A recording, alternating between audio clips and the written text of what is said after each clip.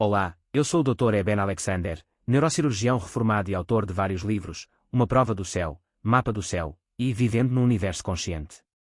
Todos eles abordam uma experiência de quase morte que tive. Passei os primeiros 54 anos da minha vida com uma visão científica do mundo bastante convencional. Apesar de ter frequentado a igreja na minha juventude e querer acreditar em grande parte do que eu via lá, a minha carreira científica deixou-me a perguntar como a consciência poderia sobreviver à morte do cérebro e do corpo. E acho que é por isso que fui presenteado com uma experiência tão extraordinária. Mas isto não foi fácil. Realmente tive que quase morrer. Tudo isto aconteceu a 10 de novembro de 2008, quando acordei com fortes dores de cabeça e dor nas costas.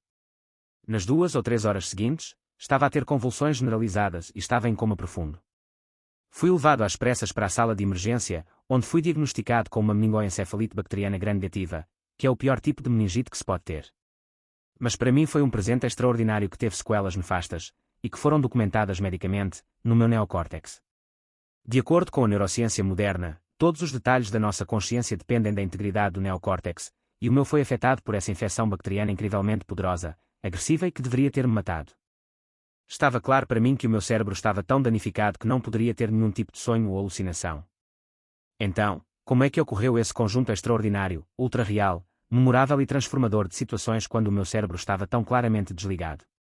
Para compartilhar a minha história, é importante realçar que a minha experiência de quase morte tem uma característica principal muito distinta, o fato de que eu estava amnésico, sem memória da vida como Eben Alexander, durante a minha experiência de coma. Essa parte é incomum nas EQMS, mas nos meses e anos seguintes à minha recuperação da doença, ficou claro para mim porque teria de passar por uma viagem tão extraordinária para chegar a essas lições profundas. Essa viagem começou durante o meu coma e começou no que chamo de reino da perspectiva de Verme. Um reino primitivo e não responsivo. Era como estar em gelatina suja. Lembro-me não apenas do que vi e ouvi, mas também do que pude sentir. Era uma sensação tátil de estar cercado por raízes ou vasos sanguíneos. Embora pareça muito negativo falar sobre isso, dado que eu não tinha memória de mais nada, não tinha palavras, não tinha linguagem, não tinha memória da vida como Eben Alexander, nenhuma das minhas concessões religiosas ou conhecimento deste universo ou da humanidade. Isso deu-me um quadro em branco, o que permitiu uma viagem especialmente profunda e abrangente com um tremendo número de lições muito importantes. A escuridão e a maldade são muito reais neste mundo material, mas também podem ser encontradas nesses reinos espiritualmente inferiores, como aconteceu comigo no reino da perspectiva de Verme. O que é importante lembrar é que quando você, realmente sabe, que é um ser espiritual divino e eterno, que está em conexão direta com essa deidade criadora todo-poderosa, você não tem nada a temer. E isso é tudo o que precisam saber. Quando você acredita e sabe disso, permite que você traga essa luz e esse amor ao mundo na presença da escuridão e da maldade. Dessa visão de Verme onde estava, felizmente fui resgatado. Lentamente, surgiu uma luz branca pura, cercada por finos filamentos prateados e dourados. E conforme essa luz branca vinha na minha direção, a girar lentamente, notei que tinha uma melodia musical. Eu quero que as pessoas percebam que nesses reinos, muito além do aqui e agora e do sentido físico, o som pode ir muito além do que normalmente pensamos como música. Nesse espaço-tempo de 4 dimensões, o som é muito mais extraordinário. E foi essa a música que ouvi que me conduziu através desse portal, que me levava daquela visão subterrânea primitiva, até este vale ultra-real, e o vale foi onde grande parte da ação aconteceu nesta viagem, embora não tenha sido o destino final, como explicarei em alguns minutos. Mas o vale era como um ponto de interseção, com muitas características semelhantes à Terra. Eu era um ponto de consciência numa asa de borboleta com milhões de outras borboletas ao meu redor, girando e espiralando em vastas formações. Lembro-me de testemunhar abaixo de nós um prado perfeito, fértil e verdejante, cercado por uma linda floresta. Não havia sinais de morte ou de decomposição, e as flores, botões e rebentos nas árvores estavam todos a demonstrar essa explosão dinâmica, rica, cheia de vida, de significado, de poder, de existência, de vontade, de consciência. Foi uma coisa incrível de se viver e testemunhar. Uma outra coisa incrível é que era muito mais real do que este mundo onde estamos. E estava repleto de significado e da extensão da existência. E para mim foi muito instrutivo e informativo e não apenas isso, foi muito reconfortante. Lembro-me ao meu lado, na asa da borboleta, de uma bela jovem, olhos azuis brilhantes, maçãs do rosto altas, sorriso largo, testa alta. As mensagens dela, que acho que eram mensagens centrais que eu traria de volta para este mundo, eram muito simples e foram entregues telepaticamente, emocionalmente conectando-me com a alma dela. Tu és profundamente amado e estimado para sempre. Tu não tens nada a temer. E tu nunca fazes nada de errado. Eu queria ter explicado melhor esta última parte, tu nunca fazes nada de errado, no livro. Eu estava num reino de amor tão puro que só existe a compaixão, a bondade, a misericórdia, a aceitação, o perdão. E isso é o que eu quis dizer com você nunca faz nada de errado. Porque isso é o que transformou tantos experienciadores de quase morte a voltarem a este mundo muito mais amorosos. Eles voltam mais espirituais e, ainda assim, muitas vezes menos religiosos. Porque, infelizmente, as religiões tendem a nos colocar uns contra os outros e fingir que não estamos todos verdadeiramente juntos e verdadeiramente unidos por essas forças do amor. E não posso exprimir o quão entusiasmantes e refrescantes foram essas mensagens, especialmente depois de vir do contexto daquele reino de verme. A ascensão através do portal até este vale ultra-real foi verdadeiramente uma transformação extraordinária. E o interessante é o quanto ele parecia como o lar. Era um lar espiritual que era muito reconfortante e acolhedor. Nesse cenário, lembro-me também de ver, abaixo de nós, neste prado, milhares de seres a dançar, muita alegria e diversão. E lembro-me de ver tudo isso com essa bela rapariga na asa da borboleta, e todos eles vestidos com o mesmo tipo de trajes simples, mas era tudo muito colorido. Lembro-me de uma brisa suave de verão que soprou. E essa brisa, que chamei, nos meus primeiros apontamentos, semanas depois de sair do coma, de vento divino, ou sopro de Deus, trazia-me à consciência o poder, a majestade e a natureza pessoal desse Deus infinitamente amoroso que estava presente em todas essas cenas celestiais, estendendo-se até aos níveis mais baixos do reino material até aos mais altos níveis que eu ascendi nesta viagem. Todo este reino espiritual que eu estava a visitar agora e a conhecer de uma maneira profunda, tem uma ordenação causal diferente, que eu chamo de tempo profundo. É importante realçar que, por exemplo, as revisões de vida, que vocês frequentemente ouvem relatos de como se a vida passasse diante dos olhos, essas remontam a pelo menos 2400 anos na literatura sobre experiências de quase morte. E a revisão de vida é notável por dois fatos principais. Uma, é que essas não são apenas uma lembrança vaga de vários eventos, mas são um verdadeiro reviver dos eventos das nossas vidas. E é interessante que quando revivemos, não experimentamos tanto a partir da nossa perspectiva, mas da perspectiva emocional daqueles ao nosso redor que foram influenciados pelas nossas ações e até mesmo pelos nossos pensamentos. Isso é algo muito importante sobre as revisões de vida e do que elas nos dão. Elas dão-nos a capacidade de aprender e de nos transformar a partir desse reviver. Ainda está claro que temos livre-arbítrio, que as nossas escolhas sobre como lidamos conosco e com os outros são muito importantes em tudo isso e, na verdade, determinam a jornada da nossa alma neste mundo físico. O tempo profundo também permite, basicamente, a transformação e evolução de toda a consciência. Lembre-se de que o que vemos como tempo terrestre está aqui apenas para apoiar o drama das nossas vidas que se desenrolam conforme as vivemos, mas que é uma maneira muito mais profunda e rica de olhar para isso que é incluir a possibilidade de correção do rumo das nossas vidas e que os limites são uma ficção. Após testemunhar essa brisa suave que trazia à minha consciência o poder dessa força de Deus infinita, essa força curativa de amor e compaixão e bondade, foi quando a viagem realmente se abriu e esse vale de entrada tornou-se apenas isso, um portal. Na verdade, toda a alegria e diversão estavam a ser alimentadas por uns orbes, como se fossem uns coros que, lá em cima, emanavam cânticos, hinos, que simplesmente ecoavam através da minha consciência e ressoavam com essa unidade de amor, de significado, propósito e existência. E o que eu testemunhei foi que esses coros proporcionaram mais um portal, para níveis mais elevados e mais altos. Lembre-se de que nesse reino você não está a ouvir com os ouvidos. Isto vai muito além de serem apenas vibrações de moléculas de ar atingindo os tímpanos. Da mesma forma, podemos ver muito mais do que você pode ver com os olhos. Você tem conhecimento por identificação direta, você torna-se vastas partes da cena. Neste ponto, lembro-me que tudo colapsou. O mundo material e esse tempo mais profundo de causalidade naquele belo vale de entrada, onde nos encontramos frequentemente entre vidas, toda essa causalidade superior colapsou até que finalmente me vi neste reino que chamo de o núcleo. Era um preto infinito, mas transbordante com essa força divina e infinitamente curativa de Deus, de amor incondicional, bondade, compaixão, misericórdia, aceitação, perdão por toda a eternidade, até ao infinito num espaço dimensional superior. Existiam todos os princípios mais profundos de interações de seres conscientes. E nesse amor lindo e infinito e grandioso havia um orbe de luz brilhante, mais brilhante que 1 milhão de estrelas. Senti uma sensação muito forte lá de amor infinito além de qualquer denominação, de qualquer descrição. E essa deidade não tinha género. Não, essa deidade não tem género, está além das palavras ou descrições. Aquele orbe de luz estava lá, como um orbe esférico super complexo e as 3 características principais dessa deidade eram amor, criatividade e humor.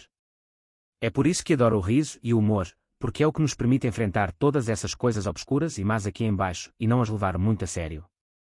Porque quando voltamos para lá, não importa quão terríveis sejam essas coisas aqui embaixo, e sei que o que estou a dizer pode ser muito difícil para alguém que tenha perdido um ente querido, mas quando voltamos lá, somos capazes de olhar para trás na nossa vida e rir e agradecer por tudo isso porque entendemos que cada pedacinho dela foi perfeito, exatamente como deveria ser, para ensinar as lições que precisávamos aprender. Tive também visões, que me mostraram, de forma muito clara, que as revisões de vida e a reencarnação são um pacote muito importante e profundo. As nossas almas ascendem em direção à unidade com o divino, mas isto não pode ocorrer numa única vida física. Portanto, por necessidade, envolve várias vidas. E é claro, voltei a este mundo chocado com essa revelação, porque nunca havia estudado a evidência científica para a reencarnação. Agora, na minha viagem naquele reino central, no próprio núcleo, havia essa unidade com o divino, e voltei a perceber que essa divindade, que eu chamo, como descrevo no livro Prova do Céu, de Om, porque quando voltei do meu coma, a palavra Deus era um termo humano insignificante como uma tonelada de bagagem. E percebi que não importa como rotula essa força infinita de amor, compaixão e totalidade que está no cerne da nossa consciência. Deus, Alá, Brahma, Vishnu, Jeová, Yeshua, Grande Espírito. Eu não me importo. Esse debate é irrelevante. A realidade dessa força infinitamente amorosa no cerne da existência é o que os experienciadores de EQMS têm relatado há milhares de anos. E essa é a lição importante, que a essência deste universo, quando a examinamos através dos dados brutos da experiência pessoal de seres humanos que tiveram experiências de quase morte, que estão por aí aos milhões, o que acabamos por descobrir é que este universo, esse pano de fundo, é de harmonia, de amor e paz, e de prosperidade para todos. O que certamente não é algo que emerge no nosso atual reino material, na situação humana. E é por isso que acho tão importante que tenhamos tido 5.000 anos de religiões a tentarem ensinar-nos essas lições profundas de amor, unidade, compaixão e bondade e que os experienciadores de EQMs têm revelado já há milhares de anos. Que reconheci que a minha consciência era proveniente dessa força de Deus infinitamente amorosa, que nunca estamos separados disso. Mas quando entrei nesse reino central, ouvi dizer, não estás aqui para ficar. Vais voltar, mas vamos ensinar-te muitas coisas. E houve muitas lições, e é isso que tenho tentado revelar nos 15 anos desde o meu coma. Mas eu oscilava por esses vários níveis da minha viagem. Eu de repente via-me de volta àquela visão de verme. Mas ao lembrar-me das notas musicais da melodia, eu reparei que era capaz de evocar aquele portal de luz que me levava de volta ao vale mais uma vez, sempre tranquilizado de cada vez que entrava lá com aquela bela jovem, a minha companheira espiritual na asa da borboleta. E então eu ascendia através desses coros harmoniosos novamente até ao reino central. Isso aconteceu várias vezes e de cada vez que entrava no centro informavam-me, não estás aqui para ficar. Vais voltar. Eu cheguei a acreditar que voltar significava, na verdade, voltar à perspectiva do verme. Mas parecia que eu tinha resolvido esse problema, porque agora eu sabia que podia, quando me lembrava da melodia, ir até ao vale e depois ainda mais profundamente, ir até ao santuário do divino, no reino central. Mas eles não estavam a brincar e chegou o momento em que lembrei-me da melodia mas não funcionou. Então, fiquei preso naqueles níveis mais turvos.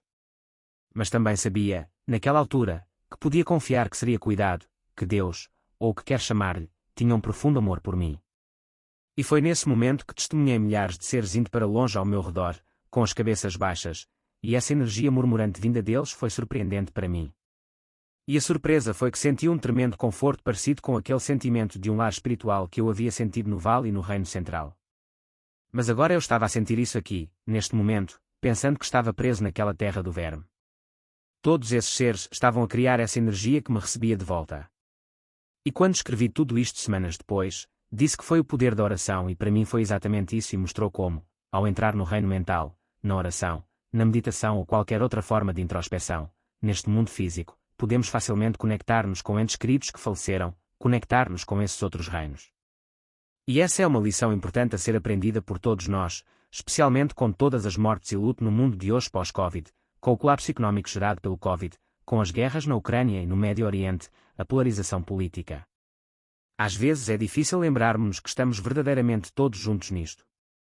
A lição mais profunda vinda das experiências de quase morte é uma de harmonia, união, bondade, compaixão, misericórdia, cuidar um do outro, cuidar dos menos favorecidos, dos últimos e dos perdidos, dos refugiados, dos sem-abrigo. É hora de realmente nos erguermos como Homo sapiens e honrar essas lições profundas das experiências de quase morte. A oração ou a meditação ou qualquer outro tipo de meio que utilize para se ligar ao divino é muito importante pois você consegue uma conexão direta com o Criador. Uma oração, uma meditação, um mantra é a união com a deidade, para ser um com a fonte. É por isso que sempre gostei de orações de agradecimento e gratidão, porque elas são o veículo para essa conexão direta com a deidade, com o Criador, com o grupo de almas, com todas as almas, e é isso que permite que você faça o maior bem para o maior número de pessoas em menor tempo possível. Na última parte da minha viagem, eu vi 6 rostos que surgiam, borbulhando, para fora da névoa. E eles diziam algumas palavras e depois desapareciam de volta na névoa. Eu lembro-me deles até hoje como se tudo tivesse acontecido esta manhã. Essas memórias são tão nítidas e cristalinas. E ainda assim, também percebi que, quando vi esses rostos pela primeira vez, não fazia ideia de quem eram. Isso fazia parte da minha amnésia, que ainda estava muito ativa mesmo no fim dos 7 dias de coma, porque esta foi uma experiência de quase morte diferente. Eu não me lembrava de quem eram os rostos. Mas eu tinha testemunhado revisões de vida e o processo de reencarnação muito fortemente nessas visões no Reino Central. Havia muitas lições sobre como tudo isto funciona, quando eu estava a voltar para este mundo. Esses 6 rostos forneceram o que são chamados de âncoras temporais. 5 deles estavam fisicamente presentes na sala da UCI nas últimas 24 horas do meu coma. Muitos dos familiares e amigos presentes durante a maior parte do meu coma, eu não tinha nenhuma lembrança e isso ajudou a mostrar que a grande maioria da experiência deve ter acontecido entre os dias 1 e 4 ou 1 e 5 desse coma. Quando acordei pela primeira vez, após ver esses 6 rostos, é importante realçar que aquele que me trouxe de volta foi um menino de 10 anos. Foi o meu filho Bond. É claro que eu não o reconheci na época por causa da minha amnésia. Os meus familiares tinham protegido Bond das piores notícias durante a maior parte daquela semana. Contudo, eles tiveram uma reunião familiar, onde os médicos disseram que a minha hipótese de sobrevivência tinha caído de 10% para 2%, mas sem perspectivas realistas de recuperação, por isso recomendaram interromper os antibióticos e deixar a natureza seguir o seu curso. E Bond foi no 7º dia de coma, domingo de manhã, ele ouviu isso e sabia que era muito mau. Ele correu pelo corredor principal da UCI até ao meu quarto. Eu estava deitado na minha cama de hospital, estava ligado ao ventilador, como estive por 7 dias, no meu processo de morte. Foi quando ele abriu as minhas pálpebras, e um dos meus olhos olhava para cá, o outro olho olhava para lá, nenhum dos dois tinha as pupilas a funcionar. Aqueles de vocês na medicina sabem que é uma cena horrível. E eu prometo que não o ouvi com os ouvidos, não o vi com os olhos. Eu estava longe demais deste mundo físico neste corpo físico. Mas a mensagem chegou. Ele estava a suplicar: Pai, vais ficar bem. Pai, vais ficar bem, como se de alguma forma isso fosse fazer acontecer. E aquela mensagem chegou até mim. E mesmo que eu não entendesse o que deveria fazer a partir daquele ponto, a minha vontade foi capaz de me trazer de volta para ele. Eu percebi que tinha uma responsabilidade para com outra alma, e até agora nesta jornada, eu tinha pensado que poderia continuar, poderia cessar, não importava. De repente, importava. Quando vi aquele 6º rosto a suplicar, mesmo que eu não entendesse as palavras, mas a conexão emocional da sua súplica, fez com que eu soubesse que tinha que voltar. E foi quando eu voltei para este mundo. E quando o fiz, o meu cérebro ainda estava tão destroçado pela meningite que acordar naquela cama da UCI rodeado pela minha mãe, pelas minhas irmãs, pelos meus filhos, pela minha esposa, eu não tinha ideia de quem eram esses seres. A minha amnésia ainda estava muito ativa. Mas a minha linguagem, que tinha sido completamente apagada, voltou muito rapidamente, literalmente ao longo de horas e dias. As memórias da infância voltaram ao longo de algumas semanas. Todo o meu conhecimento semântico, neurociência, voltaram ao longo de cerca de 2 meses. Eu passei os 15 anos desde o meu coma a pesquisar com outros cientistas, com outros experienciadores, realmente a entrar nesse mistério da consciência e da natureza da realidade no nosso universo. E é um tremendo presente livrar-nos da ficção sombria e insignificante do materialismo, que falsamente afirma que a nossa existência é reduzida à morte e nada mais, que não somos mais do que nossos corpos físicos. Na verdade, esse materialismo científico goza se você afirmar ter livre-arbítrio, porque essa ciência convencional acredita que tudo são reações químicas, fluxos de elétrons, a conspirar para nos enganar numa noção de livre-arbítrio, quando, na verdade, estão apenas a seguir as leis da física, química e biologia. Isso não é verdade. Vai demorar alguns anos a descobrirmos, mas a realidade é que nós vivemos num universo mental, espiritual com causalidade de cima para baixo, estamos todos juntos nisso, e a força vinculativa do amor, com as experiências humanas de bondade, compaixão, misericórdia e aceitação, são as regras absolutas da nossa existência. Quanto mais cedo nos lembrarmos dessa verdade profunda, melhor, e isso, para mim, é a lição essencial que emerge da minha experiência de quase morte.